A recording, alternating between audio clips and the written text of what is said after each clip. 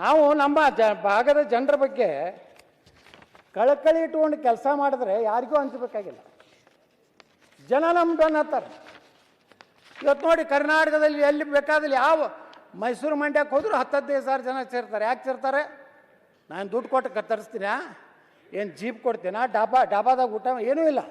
15-20 ಜನ ಸೇರ್ತಾರೆ. ಯಾಕಂದ್ರೆ ಗಟ್ಟಿಯಾಗಿ ಒಂದು ಪ್ರತಿನಿಧಿಯಾಗಿ.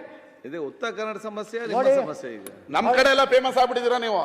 ಬಿಜೆಪಿ ವಿರುದ್ಧ ನೀವು ಮಾತಾಡೋದಲ್ಲ.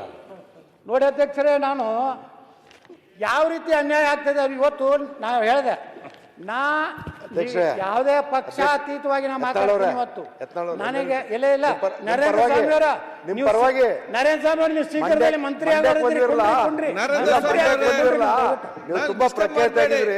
ಅಧ್ಯಕ್ಷರೇ.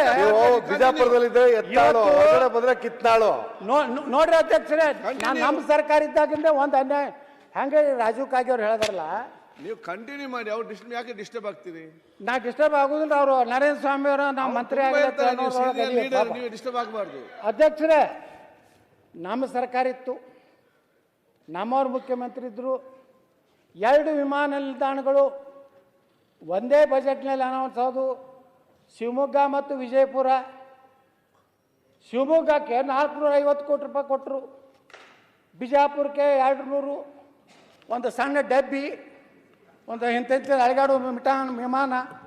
ಶಿವಮೊಗ್ಗದಲ್ಲಿ ಇಂಟರ್ನ್ಯಾಷನಲ್ ಲೆವೆಲ್ದು ವಿಮಾನ ನಿಲ್ದಾಣ, ರನ್ವೇ, ನೈಟ್ ಲ್ಯಾಂಡಿಂಗು, ಬೋಯಿಂಗು, ಗೂಡ್ಸ್. ಆ ಗೂಡ್ಸಕ್ಕೆ ಏನಂತಾರೆ ಅದು ವಿಮಾನಕ್ಕೆ? ಕಾರ್ಗೋ. ಬಿಜಾಪುರಕ್ಕೆ ಏನೈತಿ, ಒಂದು ಸಣ್ಣದು ಗಡ್ಡೆ ಹೋಗಿ ಡಬಕ್ಕತ್ತು ಬಿದ್ದು ಯತ್ನಾಳ ವಿಮಾನ ಪತನ, ಯತ್ನಾಳ ಮೇಲೆ.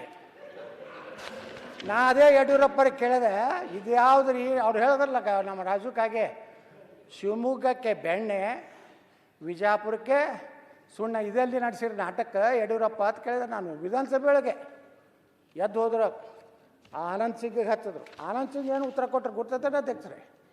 ವಿಜಯಪುರದ ವಿಮಾನ ನಿಲ್ದಾಣದಲ್ಲಿ ಹೈ ಟೆನ್ಷನ್ ವೈರ್ ಇರೋದ್ರಿಂದ ಉದ್ದಾದ ಒಂದು ರಸ್ತೆ ರನ್ವೇ ಮಾಡಲಿಕ್ಕಾಗಲಿಲ್ಲ. ನಾನಂದೆ ಹೈವೇ ಟೆನ್ಷನ್ ಕಿತ್ತು ಹೊಡಿಯಪ್ಪ ಕಡೆ, ನನಗೆ ರನ್ವೇ ಮಾಡುತ್ತಾರೆ. ಜಗಳ ತೆಗೆದೆ. ಇವತ್ತು ನಮ್ಮ ಬಿಜಾಪುರದು ಮುಂದೆ ಸೋಮಣ್ಣ ಬಂದ್ರೆ, ಇವತ್ತೇನು ಕೇಂದ್ರ ಮಂತ್ರಿ ಬಂದು 200 ಕೋಟಿ ಕೊಟ್ಟರು. ಶಿವಮೊಗ್ಗ ಈಕ್ವಲೆಂಟ್ ಬಿಜಾಪುರ ವಿಮಾನ ನಿಲ್ದಾಣ ಆಯಿತು. ಅದು ನಮ್ಮ ಹೋರಾಟದ ಫಲ. ನಾವು ಬರೀ ಅಂಜು ಕೂತಿದ್ರೆ ಭಾಳ ಉಚ್ಚಾಟನೆ ಇನ್ನೂ 10 ಸಲ ಮಾಡಲಿ, ನಾನೇನು ಅಂಜೋದಿಲ್ಲ. ನಾಳೆ ನೇರವಾಗಿ ಜನರಿಂದ ನಂದೇ ಪಕ್ಷದಿಂದ ಬರ್ತೀನಿ, ಅದು ನನಗೆ ಭಯ ಇಲ್ಲ.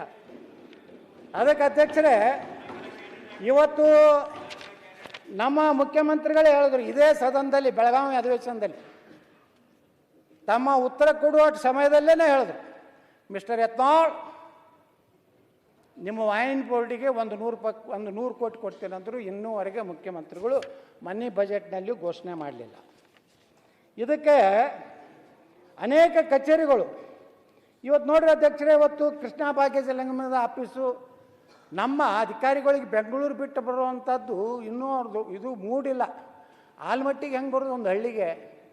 ಇಲ್ಲಿ ಕಮಿಷನರ್ ಆಫೀಸ್ ಇದೆ ಸುಗರ್ದು, ಅದು ಬೆಂಗಳೂರಿನಾಗೆ ಇರ್ತಾರೆ ಅವರು. ನೀವು ಯಾವ್ಯಾವ ಶಿಫ್ಟ್ ಮಾಡಿ ಅಂತ ಹೇಳ್ತಿರಲ್ಲ, ಏನೋ ಒಬ್ರು ಹೇಳಿದ್ರೆ ಯಾರೋ 17-18 ಕಚೇರಿಗಳು. ಇವತ್ತು ಇದು ಇಂಥದ್ದು ಒಂದು ಸುವರ್ಣಸೌಧ ಕಟ್ಟಿರಿ ಅಧ್ಯಕ್ಷರೇ. ಇದ್ರ ಕೆಲಸ ಏನು? 10 ದಿವಸ. 10 ದಿವಸನಾಗ 2 ಜನ ಧರಣಿ ಪರಣಿ ಹಿಡಿದ್ರೆ ಒಂದು 5-6 ದಿವಸ ನಡೀತೈತಿ.